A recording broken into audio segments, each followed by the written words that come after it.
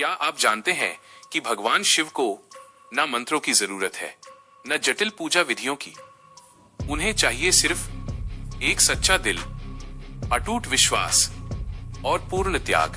एक अनपढ़ आदिवासी भक्त के लिए भगवान शिव को स्वयं प्रकट होना पड़ा। न पूजा न मंत्र, फिर भी शिव प्रसन्न हो गए। शिव पुराण में आता है, कन्नप्पा नाम का एक शिकारी था। उसे न वेदों का ज्ञान था न शास्त्रों की समझ, पर उसका मन और उसका जीवन पूरी तरह शिव में बसता था। कन्नप्पा रोज जंगल में स्थित एक साधारण से शिवलिंग के पास जाता। वो अपने तरीके से पूजा करता, मुंह से जल चढ़ाता, जंगल के फल अर्पित करता, कभी कभी शिकार का मांस भी। एक दिन उसने देखा कि शिवलिंग से रक्त बह रहा है। कन्नप्पा घबरा गया, उसका हृदय कांप उठा।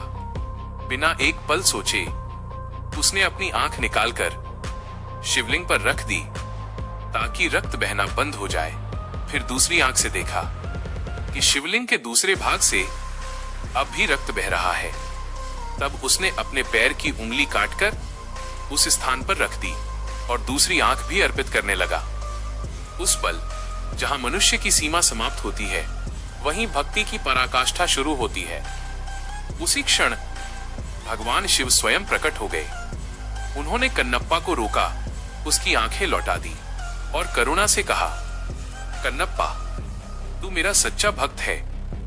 भगवान शिव को रीति रिवाज नहीं चाहिए, मंत्रों का दिखावा नहीं चाहिए। उन्हें चाहिए आपका त्याग, आपका प्रेम और आपका अटूट विश्वास। तो याद रखिए, भक्ति का असली मापदंड ज्ञान नहीं बल्कि प्रेम और त्याग है।